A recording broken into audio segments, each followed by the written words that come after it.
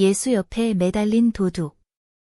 평화롭고 안전한 부모님의 곁에서 보낸 유년 시절의 장면들, 사랑과 다정함으로 밝게 빛나는 환경 속에서 만족스럽게 놀며 보냈던 그 시절의 이야기를 들려줄 수도 있을 것이다. 하지만 그런 이야기는 이미 다른 이들이 충분히 해왔다. 내가 오직 관심을 두는 것은 나 자신이 자아 실현에 이르기 위해 내디뎠던 발걸음들 뿐이다. 나 또한 그 매력을 잘 알고 있는 예쁜 휴식처들, 행복한 섬들, 그리고 어린 시절의 낙원들은 이제 저 멀리 지평선의 어스름 속에 남겨두었으며 다시는 그곳에 발을 들여놓고 싶은 욕망이 없다. 그러므로 내가 유년 시절에 대해 머물고자 하는 한, 나를 덮쳤던 새로운 사건들, 즉 나를 앞으로 밀어내어 속박을 벗어던지게 했던 일들에 대해서만 말하려 한다. 이러한 충동들은 언제나 다른 세계로부터 찾아왔다. 그것들은 늘 공포와 강요, 죄책감을 몰고 왔으며 언제나 혁명적인 성향을 띠어 내가 기꺼이 머물고자 했던 평화를 위협했다. 도덕적으로 승인된 밝은 세계 속에서 은밀하게 숨겨져 있어야만 했던 본능이 내 안에 존재한다는 사실을 새롭게 발견해야만 했던 시절이 찾아왔다. 모든 이들에게 그러하듯 서서히 깨어나는 성에 대한 감각은 내게 적이자 파괴자로서 금기된 권위자 유혹과 죄악으로서 다가왔다. 나의 호기심이 알고자 했던 것, 꿈과 욕망과 공포를 불러일으켰던 사춘기의 거대한 비밀은 평화로운 유년 시절에 보살핌받는 행복과는 도저히 어울리지 않는 것이었다. 나도 다른 이들과 똑같이 행동했다. 나는 더 이상 어린이가 아니면서도 여전히 어린이인 척하는 이중 생활을 했다. 나의 의식적인 자아는 집안에서 승인된 조건 아래 살며 눈앞에 동터오는 새로운 세계의 존재를 부정했다. 그러나 동시에 나는 비밀스러운 욕망에 이끌려 꿈속에서 살았고 유년 시절의 세계가 내 주변에서 폐허가 되어갈 때 나의 의식은 그 위로 초조하게 새로운 구조물을 세우려 애썼다. 거의 모든 부모와 마찬가지로 나의 부모님 역시 깨어나는 생명 본능에 대해 단 한마디도 언급하지 않았으며 이를 돕기 위해 아무것도 하지 않으셨다. 그들은 그저 지칠 줄 모르는 정성으로 내가 현실을 부정하고 점점 더 비현실적이고 기만적으로 변해가는 어린아이의 세계에 계속 머물고자 하는 절망적인 시도를 도왔을 뿐이다. 이런 상황에서 부모가 할 수 있는 일이 많은지는 모르겠기에 나는 부모님을 비난하지 않는다. 자신의 어려움을 해결하고 자신의 길을 찾는 것은 나 자신의 문제였으며 나는 잘 교육받은 대부분의 아이들처럼 그 일을 서투르게 처리했다. 모든 인간은 이 어려움을 통과한다. 평범한 이들에게 이곳은 자신의 삶의 요구가 주변 환경과 가장 격렬하게 충동하는 지점이며 앞으로 나아가는 길을 얻기 위해 가장 처절하게 싸워야 하는 곳이다. 많은 이들에게 이 시기는 우리 운명인 죽음과 부활의 과정을 경험하는 인생의 유일한 시간이다. 유년 시절의 세계가 서서히 붕괴하고 부서지는 과정을 의식하게 될 때 우리가 사랑했던 모든 것이 우리를 떠나가고 우리를 둘러싼 우주의 외로움과 치명적인 냉기를 갑자기 느끼게 되는 때이다. 그리고 수많은 이들에게 이 함정은 치명적이다. 그들은 평생 동안 돌이킬 수 없는 과거, 즉 잃어버린 낙원의 꿈에 고통스럽게 매달린다. 그것은 모든 꿈 중에서 가장 나쁘고 치명적인 꿈이다. 다시 이야기로 돌아가자면 유년 시절의 종말이 내게 보여준 감각과 꿈의 영상들은 굳이 묘사할 만큼 중요하지 않다. 중요한 점은 내가 다시 한번 어두운 세계, 다른 세계의 존재를 의식하게 되었다는 사실이다. 한때 프란츠 크로머가 내게 주었던 고통이 이제는 내 내면 속에 존재하고 있었다. 그리하여 밖으로부터도 다시 한번 다른 세계가 나를 지배하기 시작했다. 크로머 사건 이후 몇 년이 흘렀다. 내 삶의 그 극적이고 죄스러웠던 시간은 이제 멀리 뒤처져 있었고 마치 짧은 악몽처럼 허공으로 사라진 듯 보였다. 프란츠 크로머는 오래전에 내 삶에서 자취를 감췄다. 우연히 길에서 마주쳐도 나는 거의 신경조차 쓰지 않았다. 하지만 내 비극의 또 다른 중요한 인물인 막스 데미안은 내 삶에서 결코 완전히 사라지지 않았다.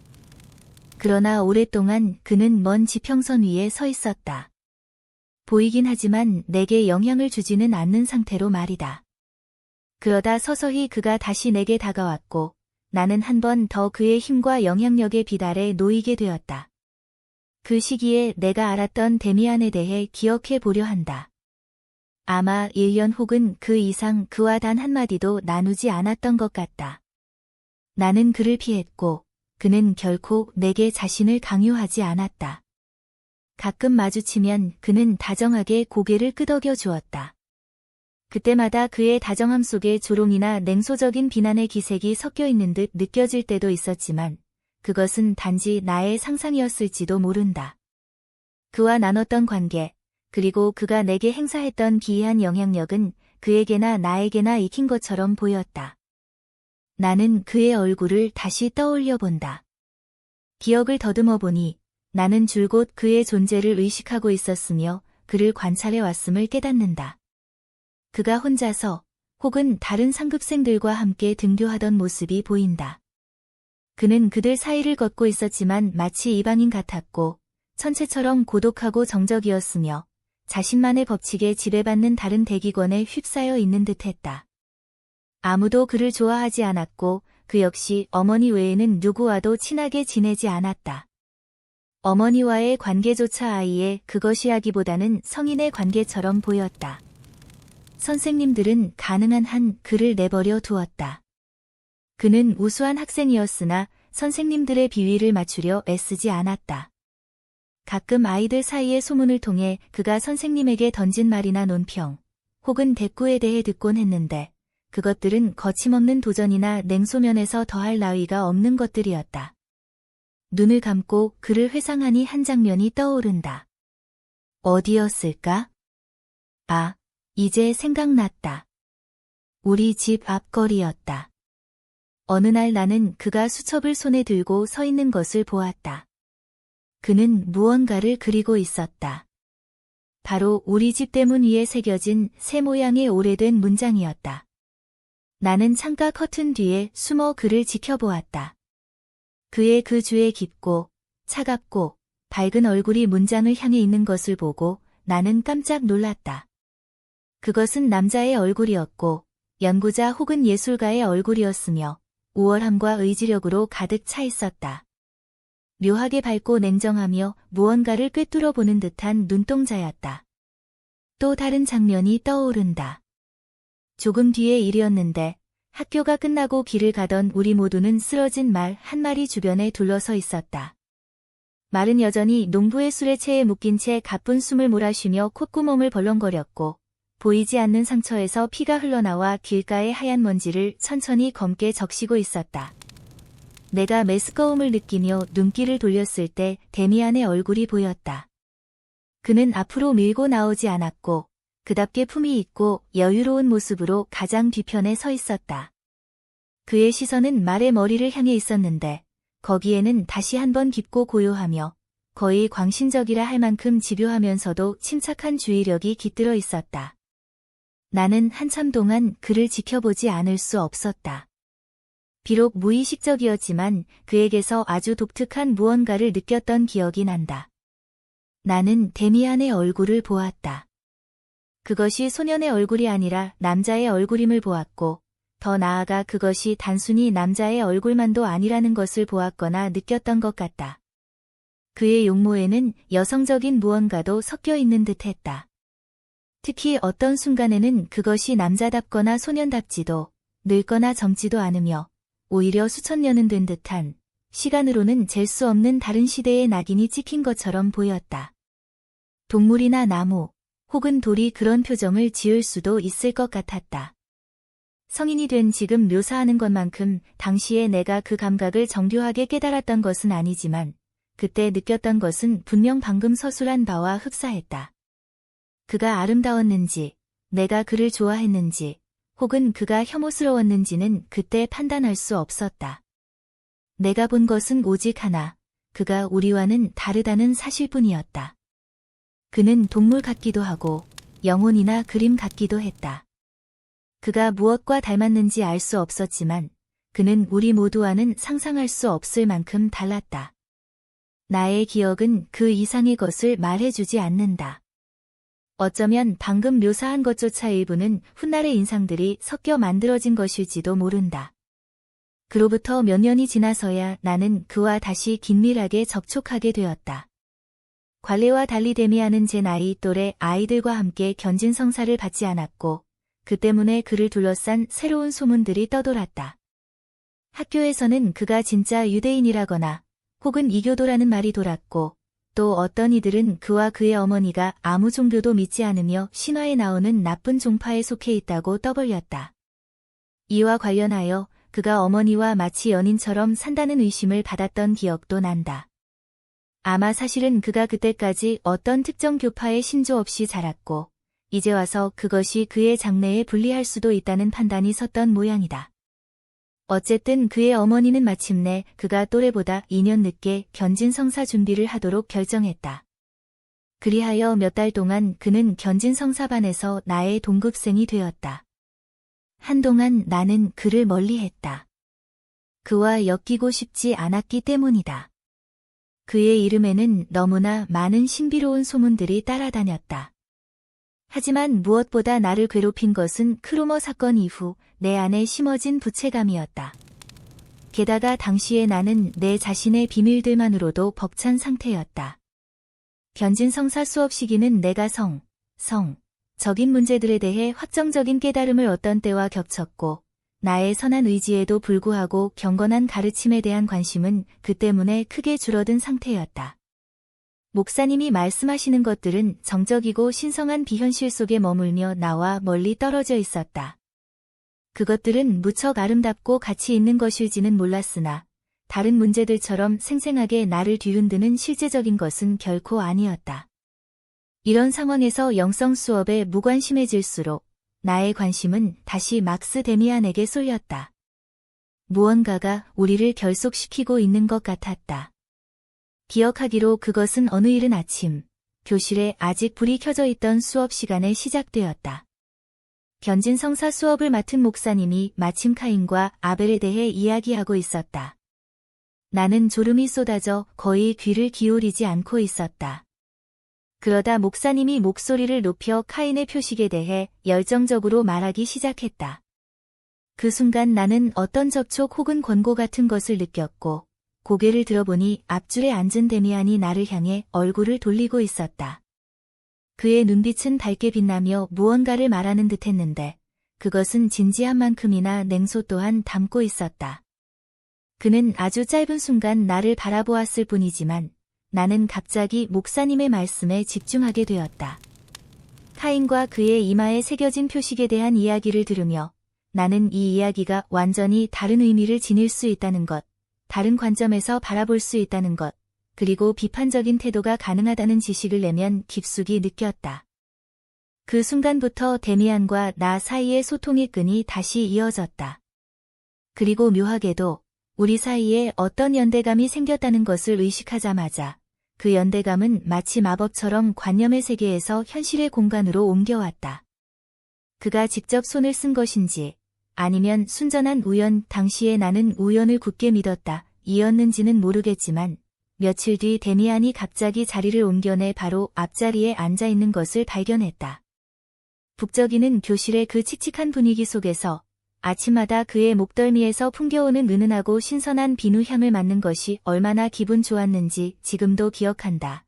또 며칠 뒤에 그는 자리를 다시 옮겨내 옆자리에 앉았다. 그리고 그 겨울과 봄 내내 그 자리에 머물렀다. 아침 수업은 완전히 달라졌다. 더 이상 졸립거나 지루하지 않았다. 나는 수업을 고대하게 되었다. 때때로 우리 둘은 엄청난 집중력을 발휘해 목사님의 말씀을 경청했다. 옆자리에 앉은 그가 눈길 한 번만 주어도 나는 어떤 기이한 이야기나 독특한 구절에 주목하게 되었다. 또한 그의 단호한 눈빛은 내게 권고가 되어 비판과 의심을 일깨웠다. 하지만 우리는 아주 자주 불량 학생이 되어 수업 내용을 전혀 듣지 않기도 했다. 데미안은 선생님들과 반 친구들에게 언제나 예의 바르게 행동했다. 나는 그가 장난을 치는 것을 본 적이 없고 교실에서 크게 웃거나 떠드는 소리를 들은 적도 없다. 그는 선생님의 꾸중을 듣는 일도 결코 없었다. 그러나 그는 속삭이는 말보다는 오히려 신호와 눈빛을 통해 아주 조용하게 나를 자신의 활동에 참여시켰다. 그 활동들은 부분적으로 꽤 기이한 성격의 것이었다. 예를 들어, 그는 어떤 친구들에게 관심이 있는지, 그리고 자신이 그들을 어떤 방식으로 연구하는지 내게 말해주곤 했다. 그는 많은 아이를 정확하게 판단했다. 수업 시작 전에 그는 내게 이렇게 말하곤 했다. 내가 엄지손가락으로 신호를 주면 저 친구가 우리 쪽을 돌아보거나 목을 긁을 거야. 그러고 나서 수업 중에 내가 그의 말을 거의 잊고 있을 때쯤 막스가 갑자기 엄지손가락을 구부려 내 주의를 끌었다. 내가 지목된 아이를 재빨리 쳐다보면 그 아이는 매번 마치 실에 묶인 인형처럼 예고된 동작을 정확히 수행했다. 나는 막스에게 선생님께도 이 실험을 해보라고 졸랐지만 그는 원치 않았다.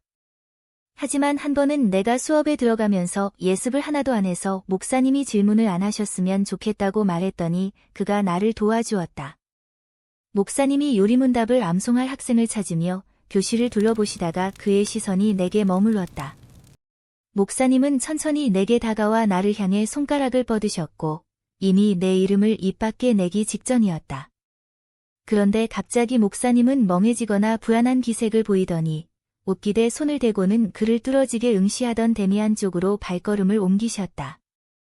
목사님은 그에게 무언가 묻고 싶어 하는 듯 보였으나 놀랍게도 그냥 몸을 돌려 헛기침을 한 번 하더니 다른 아이에게 질문을 던졌다. 이런 장난들은 나를 몹시 즐겁게 했지만 시간이 지나면서 내 친구가 나에게도 종종 같은 게임을 하고 있다는 것을 눈치채기 시작했다. 학교에서 집으로 돌아가는 길에 갑자기 데미안이 내 뒤에 조금 떨어져 걷고 있다는 느낌이 들 때가 있었는데 돌아보면 정말로 그가 거기 있었다. 정말 다른 사람이 내가 원하는 대로 생각하게 만들 수 있어?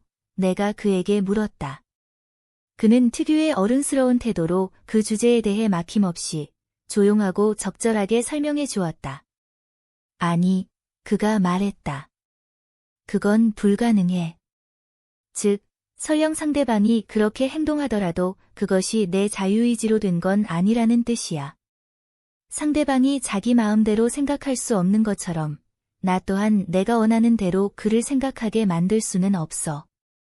하지만 누군가를 잘 관찰하면 그가 무엇을 생각하고 느끼는지 상당히 정확하게 말할 수 있게 되지. 그렇게 하면 대개 그 다음 순간에 그가 무엇을 할지 예측할 수 있어. 아주 간단한 일이지만 사람들이 그저 모를 뿐이야. 물론 연습이 필요하지. 나비의 세계를 예로 들면 암컷이 수컷보다 훨씬 귀한 어떤 나방 종류가 있어. 나방은 다른 동물들처럼 번식하지. 수컷이 암컷을 수정시키고 암컷은 알을 낳아. 만약 내가 이런 종류의 암컷 나방 한 마리를 가지고 있다면 학자들이 종종 이런 실험을 하는데 수컷 나방들은 밤새 이 암컷을 향해 날아와. 심지어 몇 시간이나 비행해서 말이야. 생각해봐. 몇 마일이나 떨어진 주변의 모든 수컷이 그 지역에 단 한 마리뿐인 암컷 나방의 위치를 감지하는 거야. 사람들이 이걸 설명하려고 애썼지만 쉽지 않았지.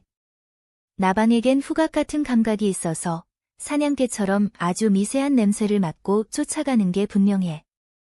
이해하겠니? 이런 일들이 실제로 존재해. 자연은 이런 신비로 가득 차 있지만 아무도 그것을 설명하지 못하지. 여기서 내가 내린 결론은 이래. 만약 이 나방들 사이에서 암컷이 수컷만큼 흔했다면 수컷들은 그렇게 예민한 후각을 가질 필요가 없었을 거야. 그들은 오직 그렇게 훈련되었기 때문에 그 감각을 갖게 된 거지. 어떤 동물이나 인간이 자신의 온 주의력과 온 의지력을 특정한 것에 집중한다면 그는 그것을 성취해낼 수 있어. 그게 전부야. 내가 내게 물은 것도 마찬가지야. 어떤 사람을 충분히 관찰해봐. 그러면 너는 그 사람 자신보다 그에 대해 더 많은 것을 알게 될 거야. 내 입술 끝에는 독심술이라는 단어가 맴돌았다. 그 말을 꺼내면 이제는 아주 먼 과거의 일로 밀려난 크로머와의 사건을 그에게 상기시킬 수도 있었을 것이다. 하지만 우리 둘 사이의 묘한 점은 그가 수년 전 내 삶에 그토록 결정적으로 개입했다는 사실에 대해 그도 나도 단 한 번도 조금의 언급조차 하지 않았다는 것이다. 그것은 마치 예전에는 우리 사이에 아무 일도 없었던 것 같기도 했고 혹은 우리 각자가 상대방이 그 일을 잊었으리라고 짐작하고 있는 것 같기도 했다. 심지어 함께 있을 때 길에서 프란츠 크로머를 한두 번 마주치기도 했으나 우리는 눈길조차 교환하지 않았고 그에 대해 말하지도 않았다. 하지만 그게 의지력과 무슨 상관이야? 내가 물었다. 넌 자유의지라는 건 없다고 했잖아. 그러고는 또 무언가에 의지를 집중하기만 하면 목적을 이룰 수 있다고 말했어. 그건 앞뒤가 안 맞잖아. 내 의지의 주인이 나라면 내가 원하는 대로 여기저기 의지를 보낼 수 없는 거니까. 좋은 질문이야. 그가 웃으며 말했다. 너는 언제나 질문을 던져야 해. 언제나 의심해야 하고. 하지만 설명은 아주 간단해. 예를 들어 나방이 별이나 그 비슷한 것에 자기 의지력을 집중하고 싶어 한다고 해도 그건 할 수 없어. 다만 나방은 그런 시도조차 하지 않아. 나방은 오직 자신에게 의미와 가치가 있는 것, 자신의 욕구를 충족시켜주는 것, 자신이 반드시 가져야만 하는 것만을 찾아다녀. 그리고 바로 그 지점에서 믿기지 않는 성공이 일어나는 거야. 나방은 자신 외에 다른 어떤 동물도 갖지 못한 경이로운 제육감을 발달시키게 되지. 확실히 우리 같은 처지의 인간들은 동물보다 행동의 여지도 많고 관심사도 더 다양해. 하지만 우리 역시 결코 넘어갈 수 없는 비교적 좁은 공간에 갇혀 있지. 물론 내가 이런저런 상상을 하거나 북극이나 어딘가에 꼭 가고 싶다고 스스로 믿게 만들 수는 있어. 하지만 그 욕망이 내 안에 뿌리 깊이 박혀 있을 때, 내 온 존재가 정말로 그 열망으로 가득 차 있을 때만 비로소 그것을 실행에 옮길 수 있고 충분히 강력하게 원할 수 있는 거야. 일단 그렇게 되면 내가 내면의 명령을 수행하려고 마음먹는 순간 성공은 보장돼. 그때는 마치 잘 길들여진 조랑말을 부리듯 내 의지를 다스릴 수 있게 되지. 만약 내가 예를 들어 우리 목사님이 앞으로는 안경을 쓰지 않게 하겠다라고 결심한다면 그건 통하지 않아. 그건 단순한 장난이니까. 하지만 지난 가을 내가 자리를 옮기겠다고 굳게 마음먹었을 때는 성공했지. 알파벳 순서상 내 앞에 오지만 그때까지 아팠던 아이가 갑자기 나타났거든. 누군가 그를 위해 자리를 비워줘야 했고 당연히 내가 그 일을 맡게 되었어. 내 의지가 나로 하여금 그 기회를 잡을 준비를 하게 만들었기 때문이야. 그래, 내가 말했다. 그때 그 일이 내게는 무척 이상하게 보였어.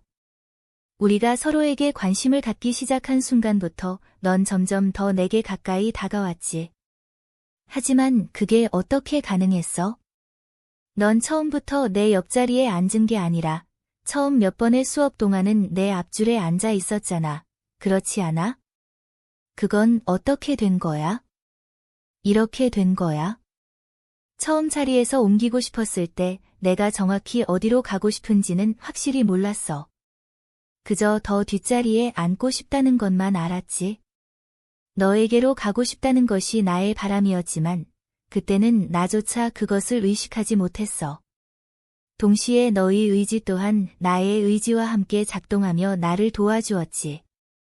내 앞자리에 앉고 나서야 내 소원이 절반만 이루어졌다는 걸 깨달았어. 내가 정말로 원했던 건 내 옆자리에 앉는 것뿐이었다는 사실을 알아차린 거야. 하지만 그때는 전학생이 새로 오지 않았잖아.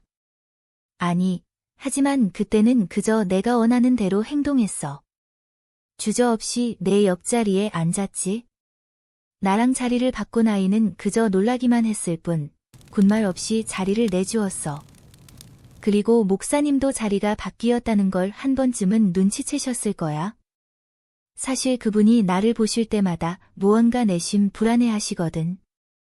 즉, 내 이름이 데미안, D이라는 걸 알고 계시고 D로 시작하는 내가 저 뒤쪽 S로 시작하는 애들 사이에 앉아있는 게 뭔가 잘못되었다는 걸 느끼시는 거지. 하지만 내 의지가 그것을 막고 있기 때문에 내가 계속해서 그분이 그것을 의식하지 못하게 방해하기 때문에 그 사실이 그분의 의식 속에 침투하지 못하는 거야. 그분은 이따금 뭔가 잘못되었다는 걸 느끼시지. 나를 쳐다보며 의문을 갖기 시작해. 선량한 분이니까. 하지만 내겐 간단한 수단이 있어. 아주 뚫어지게 그분의 눈을 쳐다보는 거야. 거의 누구도 그것을 견디지 못해. 다들 안절부절 못하게 되지. 만약 누군가로부터 무언가를 얻어내고 싶다면 예상치 못하게 그 사람의 눈을 쏘아봐. 만약 그가 안절부절 못하지 않는다면 포기해. 그에게서는 영원히 아무것도 얻지 못할 테니까. 하지만 그런 일은 드물어. 이 기술이 통하지 않는 사람은 내가 아는 한 단 한 명뿐이야. 그게 누구야? 내가 재빨리 물었다. 그는 명상에 잠길 때 습관처럼 눈을 약간 가늘게 뜨고 나를 바라보았다. 그러더니 시선을 돌리고 대답하지 않았다. 나는 몹시 궁금했지만 차마 질문을 되풀이할 수 없었다. 하지만 나는 그가 그의 어머니를 가리키고 있다고 믿었다. 그는 어머니와 매우 친밀하게 지내는 듯 보였지만 그녀에 대해 절대 말하지 않았고 나를 집으로 초대한 적도 없었다. 나는 그의 어머니가 어떻게 생겼는지조차 거의 몰랐다. 나는 무언가를 이루기 위해 의지력을 아주 단단히 집중함으로써 그의 본보기를 모방해보려 몇 번 시도했다. 내게는 충분히 절박해 보이는 욕구들이 있었다. 하지만 아무 일도 일어나지 않았다. 나는 데미안과 이 문제에 대해 상의할 엄두를 내지 못했다. 내가 무엇을 원하는지 그에게 이해시킬 수 없었을 것이기 때문이다. 그 역시 묻지 않았다. 그 사이 종교적인 문제에 대한 나의 신념은 이미 여러 군데 균열이가 있었다. 하지만 데미안의 영향권 아래에 있던 나의 사고방식은 아예 신앙이 없다고 공언하는 다른 동급생들과는 분명히 달랐다. 그들 중 몇몇은 하느님을 믿는 것은 가소로운 일이며 인간의 존엄성에 어긋나는 짓이고 삼위일체나 성모 마리아의 무염시태 같은 이야기는 그저 우스갯소리에 불과하다는 식의 말을 내뱉곤 했다. 그런 쓰레기 같은 소리들이 오늘날까지 유통되는 것이 수치스럽다는 것이 그들의 입장이었다. 하지만 나의 생각은 결코 그렇지 않았다. 회의감이 들 때조차 나의 어린 시절 전체는 부모님이 보여주신 경건한 삶의 효능을 믿으라고 가르쳤으며 나는 그것이 경멸받을 것도 위선적인 것도 아님을 알고 있었다. 오히려 나는 예전과 다름없이 종교 정신에 대해 깊은 경외심을 가지고 있었다. 다만 데미안이 나를 길들였을 뿐이다. 성경의 이야기와 신앙의 조항들을 좀 더 자유롭고 개인적인 관점에서, 즉 환상과 상상력이 제 몫을 다하는 관점에서 고찰하고 해석하도록 말이다. 적어도 나는 그가 제안하는 해석들에서 늘 큰 즐거움과 재미를 느꼈다. 물론 카인의 사건처럼 어떤 것들은 내게 너무 가혹하게 느껴지기도 했다. 그러던 어느 날, 견진성사 준비 수업 중에 나는 만약 그것이 가능하다면 카인의 이야기보다 훨씬 더 대담하게 느껴지는 어떤 구상 때문에 공포에 질리고 말았다. 목사님이 골고다에 대해 말씀하시던 중이었다. 그리스도의 순환과 죽음에 관한 성경의 기록은 아주 어릴 적부터 내게 깊은 감명을 주었다. 어린 시절, 성금요일 같은 날이면 아버지가 순환 이야기를 낭독해 주셨고, 나는 상상 속에서 겟세마네와 골고다의 세계, 그토록 애절하게 아름답고 창백하며 유령 같으면서도 소름 끼치도록 생생한 그 세계 속에서 벅찬 감정으로 살곤 했다. 그리고 바흐의 마태 순환곡을 들을 때면 이 어둡고 강력하며 신비로운 순환과 고통의 세계가 주는 신비로운 전율을 느꼈다. 나는 오늘날까지도 이 음악과 아쿠투스 트라기쿠스에서 모든 시와 예술적 표현의 정수를 발견하곤 한다. 수업이 끝날 무렵 데미안이 사색에 잠긴 듯 내게 말했다. 싱클레어, 이 이야기에는 마음에 안 드는 구석이 있어. 그 이야기를 한번 다시 읽어보고 곰곰이 생각해봐. 뭔가 김 빠지는 소리처럼 들리는 부분이 있거든. 내 말은 저 두 도둑에 관한 이야기야. 언덕 위에 세 개의 십자가가 나란히 서 있는 장면은 숭고하지. 그런데 저 착한 도둑에 대한 감상적인 이야기는 뭐야? 그건 마치 종교 팸플릿 같잖아. 처음엔 죄를 짓고 하느님만이 아실 온갖 악행을 저지르던 범죄자가 이제 와서 눈물을 터뜨리며 참회와 후회에 젖어든다니. 무덤을 고작 두 발자국 앞두고 하는 그런 참회가 무슨 의미가 있는지 묻고 싶어. 그건 그저 감상과 거짓으로 가득 찬 아주 교훈적인 배경을 깔고 있는 목사님들의 전형적인 이야기일 뿐이야. 만약 내가 오늘 그 두 도둑 중 한 명을 친구로 선택해야 한다면, 혹은 둘 중 누구를 더 신뢰하겠느냐고 묻는다면, 너는 분명 저렇게 울며 개종한 자를 택하지는 않을 거야. 아니, 오히려 다른 한쪽이 진짜 인물이지. 그는 기계와 개성이 넘치는 녀석이야. 그는 개종 따위엔 털끝만큼도 관심이 없어. 그런 상황에서의 개종이란 그저 입에 발린 소리에 불과할 테니까. 그는 끝까지 용기 있게 자기 길을 가고 마지막 순간에 겁쟁이처럼 굴며 그때까지 자신을 도와주었을 악마를 배신하지도 않아. 그는 개성이 있는 인물이야. 그런데 성경의 역사에서 개성이 있는 사람들은 늘 손해를 보지. 어쩌면 그도 카인의 후예일지도 몰라. 그렇게 생각하지 않니? 나는 당황했다. 나는 십자가 처형 이야기를 아주 잘 알고 있다고 믿어왔는데 내가 그 이야기에 대해 얼마나 개인적인 판단력이 결여되어 있었는지, 얼마나 빈약한 상상력과 환상으로 그 이야기를 듣고 읽어왔는지를 처음으로 깨달았다. 그래서 데미안의 새로운 생각들은 꽤나 불쾌하게 느껴졌고 내가 반드시 지켜야 한다고 믿었던 가치관의 안정을 뒤흔들며 나를 위협했다. 아니, 세상 모든 것을 저런 식으로 다룰 수는 없는 노릇이었다. 특히 가장 신성한 것에 대해서는 더더욱. 늘 그렇듯 그는 내가 입을 떼기도 전에 나의 반감을 즉시 알아차렸다. 알아, 그가 체념한 듯한 어조로 말했다. 늘 같은 식이지. 진지하게 파고들기 전까지는 모든 게 다 괜찮은 법이니까. 하지만 내가 하나 말해줄게. 바로 이런 지점에서 이 종교의 결함이 명확히 드러나는 거야. 사실 구약과 신약의 이 하느님은 개념상으로는 훌륭할지 모르지만 마땅히 그래야 할 존재는 아니야. 그분은 선하고 고결하고 아버지 같고 아름답고 숭고하고 감상적인 모든 것이지. 하지만 세상은 악마의 소행으로 치부되는 다른 것들로도 이루어져 있어. 세상의 이 부분, 즉 절반이나 되는 영역이 억압되고 묵살당하고 있지. 사람들이 하느님을 모든 생명의 아버지라 찬양하면서도 정작 모든 생명이 달려있는 성생활 전체는 무시하고 그것을 죄악이며 악마의 짓이라고 선언하는 것과 마찬가지야. 나는 여호와 하나님을 공경하는 것에 반대하는 게 아니야, 전혀.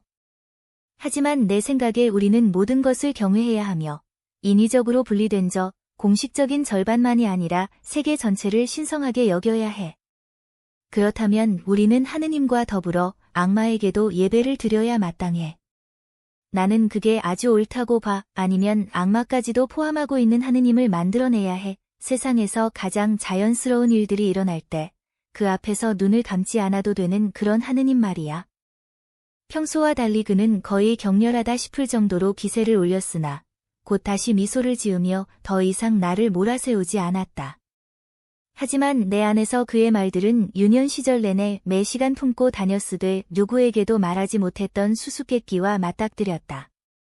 하느님과 악마에 대해, 공식적인 신의 세계와 억압된 악마의 세계에 대해 데미안이 한 말은 정확히 나 자신의 생각이었고 나만의 신화였으며 빛과 어둠이라는 두 세계 혹은 세계의 두 반쪽에 대한 나의 관념과 일치했다. 나의 문제가 인류 전체의 문제이며 삶과 사고 일반에 관한 문제라는 깨달음이 갑자기 나를 덮쳤다. 나 자신의 가장 내밀하고 개인적인 삶과 생각이 위대한 사상들의 영원한 흐름 속에 속해 있다는 사실을 불현듯 느끼자 두려움과 경외심이 밀려왔다. 비록 내 사고방식을 확인받았고 어느 정도 행복해지긴 했으나 그 깨달음은 즐겁지만은 않았다. 그것은 딱딱하고 날것의 맛이 났다. 거기에는 이제 어린아이의 일을 벗어버리고 홀로 서야 한다는 책임의 암시가 서려 있었기 때문이다. 나는 친구에게 내 평생 처음으로 이토록 깊은 비밀을 털어놓았다. 어린 시절 아주 어릴 때부터 형성되었던 두 세계에 대한 나의 관념을 이야기했다. 그는 내가 자신과 전적으로 동의하고 있음을 즉시 알아차렸다. 하지만 그는 그런 상황을 이용해 생색을 내는 부류가 아니었다. 그는 그 어느 때보다 집중해서 내 말을 들어주었고 내가 시선을 돌려야 할 때까지 내 눈을 똑바로 응시했다. 나는 그의 눈빛에서 다시 한번 그 기묘하고 동물 같은 영겁의 시간, 상상할 수조차 없는 아득한 나이를 발견했다. 그 이야기는 다음에 더 하자. 그가 사려 깊게 말했다.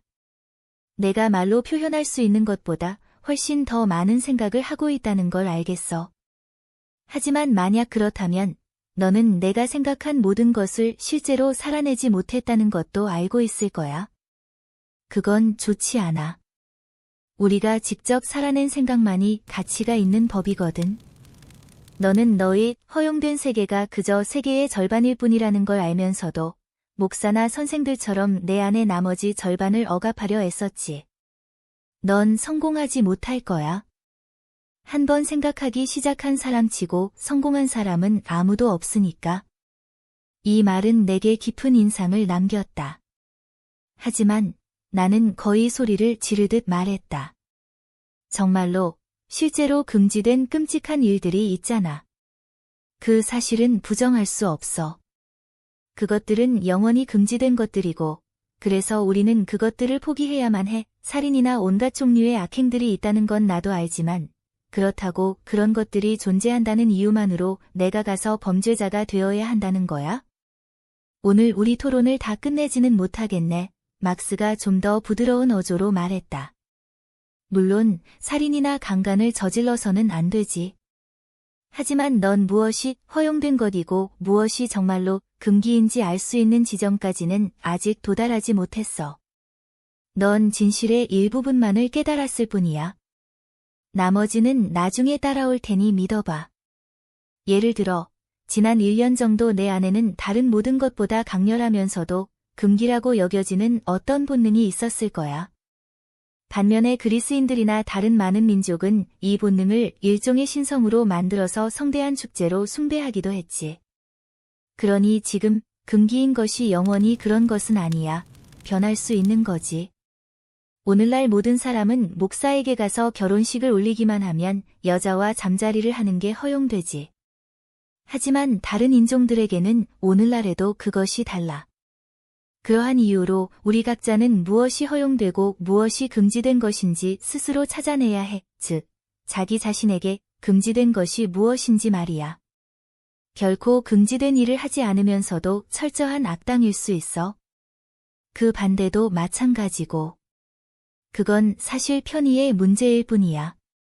스스로 생각하고 스스로의 판관이 되기에 너무 게으른 사람은 그저 정해진 금기들에 순응하며 살지. 그러면 편하니까.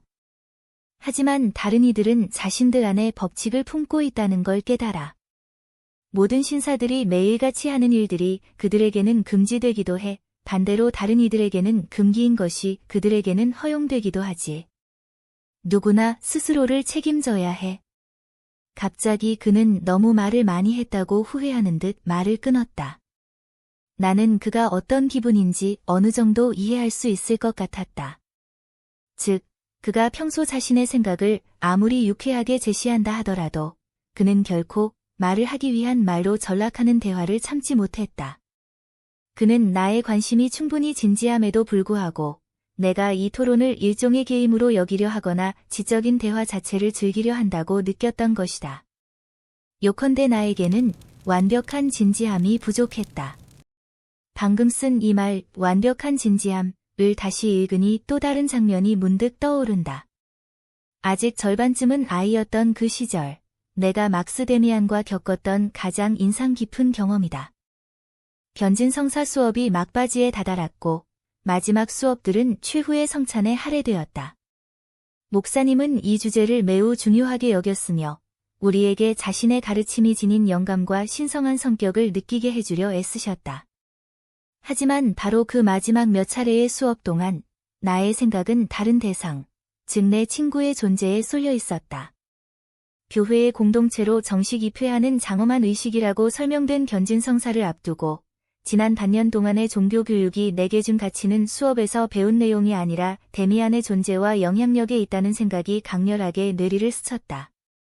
내가 받아들여질 준비가 된 곳은 교회가 아니었다. 그것은 이 세상 어딘가에 분명히 존재할, 그리고 내 친구가 그 대표자이자 전령이라고 느껴지는 어떤 사상과 인물들의 질서 속이었다. 나는 이 생각을 억누르려 했다. 모든 것에도 불구하고 나는 어느 정도 품위 있게 견진 성사 예식에 임하고 싶었으며 내가 형성하고 있던 새로운 관념들은 이 예식과 거의 양립할 수 없어 보였기 때문이다. 하지만 아무리 애를 써도 그 생각은 떠나지 않았고 서서히 다가오는 종교의식과 스스로를 동일시해 나갔다. 나는 다른 후보생들과는 다른 방식으로 이 의식을 기념할 준비가 되어 있었다. 나에게 그것은 데미안을 통해 알게 된 사상의 세계로 들어가는 입문을 의미했다. 그 무렵 그와 또 한 번 대화를 나눌 기회가 있었는데 수업 직전이었다. 친구는 자기 안으로 푹 침잠해 있었고 어쩌면 다소 조숙하고 과장 섞인 나의 이야기에 별로 흥미를 느끼지 못하는 듯했다. 우리는 말을 너무 많이 해. 그가 평소와 다른 엄숙함으로 말했다. 똑똑한 말들은 아무 가치도 없어. 전혀 말이야. 그건 그저 자기 자신으로부터 도망치는 것일 뿐이야. 자신으로부터 도망치는 건 죄악이지. 사람은 거북이처럼 자기 자신 속으로 완전히 기어 들어갈 수 있어야 해. 우리는 곧장 교실로 들어갔고 수업이 시작되었다. 나는 경청하려 했었고 데미안도 나의 노력을 방해하지 않았다. 얼마 후 그의 자리가 있는 옆쪽에서 기이한 무언가가 느껴지기 시작했다. 마치 그의 자리가 갑자기 비어버린 듯한 일종의 공허함이나 서늘함 같은 것이었다. 그 느낌이 점차 압도적으로 다가와 나는 고개를 돌려보았다. 그곳에는 내 친구가 평소처럼 똑바른 자세로 앉아 있었다. 하지만 그는 평소와는 완전히 달라 보였다. 내가 알지 못하는 무언가가 그에게서 뿜어져 나와 그를 에워싸고 있었다. 나는 그가 눈을 감고 있다고 생각했으나 이내 그가 눈을 뜨고 있다는 사실을 알게 되었다. 하지만 그의 눈은 마치 내면을 응시하거나 아주 먼 곳에 있는 물체를 향한 것처럼 굳어 있었다. 그는 완벽하게 정지한 채 앉아 있었다. 숨조차 쉬지 않는 듯했고 입술은 마치 나무나 돌로 깎아 만든 것 같았다. 얼굴은 돌처럼 한결같이 하얗고 창백했다. 그의 갈색 머리카락만이 다른 이목구비보다 생동감의 흔적을 더 띠고 있었다. 책상 위에 놓인 그의 두 손은 무생물처럼 돌이나 과일처럼 고요하고 하얗고 움직임이 없었으나 결코 이완된 상태가 아니라 강력한 생명력의 비밀스러운 용솟음을 통제하고 있는 듯 보였다. 그 광경에 나는 몸을 떨었다. 죽었어? 나는 생각했다. 하마터면 소리내어 말할 뻔했다. 하지만 그가 죽지 않았다는 것을 알았다. 나는 넋을 잃고 그의 모습에 매달렸다. 나의 시선은 이 하얀 석고 마스크에 고정되었다.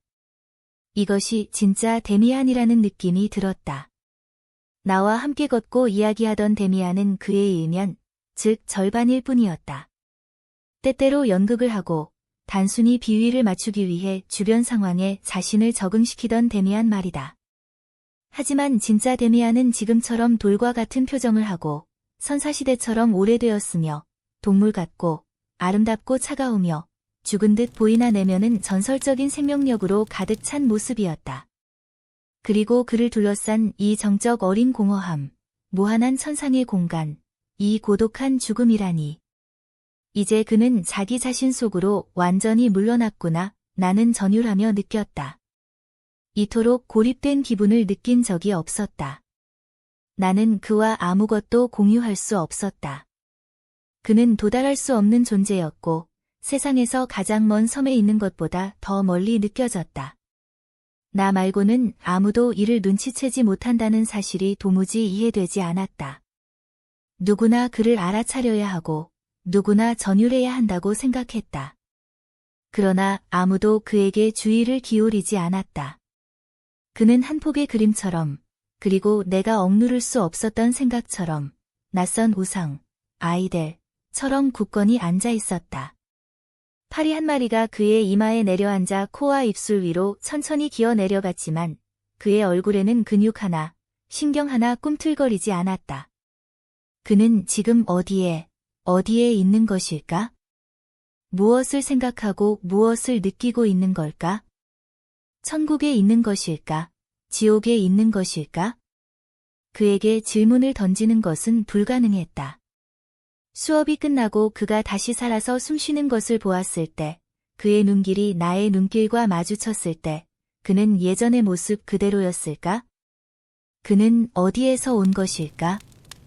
어디에 있었던 것일까? 그는 지쳐 보였다. 얼굴은 정상적인 혈색을 되찾았고 손도 다시 움직였으나 그의 갈색 머리카락은 마치 기운이 다 빠진 듯 윤기를 잃고 피곤해 보였다. 그 후 며칠 동안 나는 내 침실에서 새로운 연습을 몇 차례 해보았다. 의자에 뻣뻣하게 앉아 시선을 고정하고 완벽하게 정지한 상태를 유지했다. 얼마나 오랫동안 이 자세를 유지할 수 있는지, 그때의 감각은 어떠한지 확인해 보려 기다렸다. 하지만 나는 그저 몹시 피곤해졌고 눈꺼풀에 심한 경련으로 고통받았을 뿐이었다. 얼마 후 변진성사가 행해졌으나 그 일에 대해서는 이렇다 할 중요한 기억이 남아있지 않다. 모든 것이 이제 완전히 달라졌다. 유년 시절은 내 주변에서 폐허가 되어 무너져 내렸다. 부모님은 어떤 당혹감을 품은 채 나를 바라보곤 하셨다. 누이들의 행동 또한 내게는 아주 낯설게 변해버렸다. 어떤 환멸감이 오래된 감정과 즐거움들을 왜곡하고 약화시켰다. 정원에는 더 이상 향기가 없었고 숲은 더 이상 나를 유혹하지 않았다. 나를 둘러싼 세계는 마치 낡은 물건들을 내놓은 재고 정리 판매장처럼 긴 빠지고 아무런 매력도 없어 보였다. 책은 그저 종이 뭉치였고 음악은 소음에 불과했다. 가을날 나무에서 잎새들이 그렇게 떨어져 나간다. 나무는 그것을 느끼지 못한다. 비가 내리고 해가 나고 서리가 내리지만 나무 안의 생명은 서서히 가장 좁고 깊은 내면의 안식처로 물러난다. 나무는 죽어가는 것이 아니다. 기다리고 있는 것이다. 방학이 끝나면 나는 처음으로 집을 떠나 다른 학교로 가기로 결정되었다. 그 사이 어머니는 특별한 다정함으로 나를 대하셨는데 그것은 일종의 미리 하는 작별 인사였다. 내가 향수병과 잊지 못할 추억을 가슴에 품고 떠날 수 있도록 사랑으로 나를 붙잡아두려 애쓰시는 것 같았다. 데미안은 떠나버렸다. 나는 혼자였다.